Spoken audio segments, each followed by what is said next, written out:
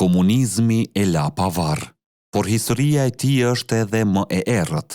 Ky është rrëfimi i kryeministrit shqiptar që dyshohet se vdiq nga mbidoza e kokainës.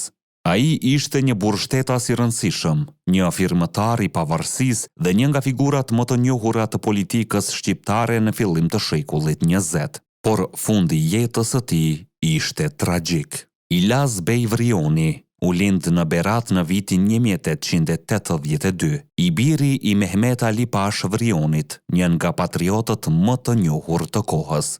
Vrioni ishte ndër firmëtarët e pavarësisë së Shqipërisë dhe një figurë kyçe në politikën shqiptare. Ai shërbeu 3 herë si kryeministër, ishte ministër i jashtëm dhe përfaqësues diplomatik i Shqipërisë në Paris.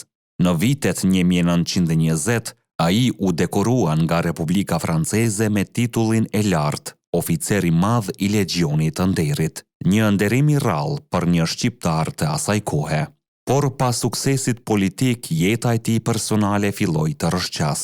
Sipas dëshmive të kohës, Vrioni kishte probleme të mëdha me alkoolin. Ai pinte për ditë të tëra pa ndërprerje dhe shpesh përjetonte kriza të forta. Historiani amerikan Bernd Fisher shkruan se përveç alkoolit, në jetën e tij kishte hyrë edhe kokaina. Në Paris, ku shërbente si përfaqësues i Shqipërisë, shëndeti i tij u përkeqësua rënd. Dhe me 17 mars 1932 në një spital të kryeqytetit francez, Ilaz Bej Vrioni ndëroi jetë. Sipas disa studiuesve, shkaku mund të ketë qenë mbidoza e kokainës, e cila i shkaktoi goditje në zemër, por drama nuk mbaroi këtu.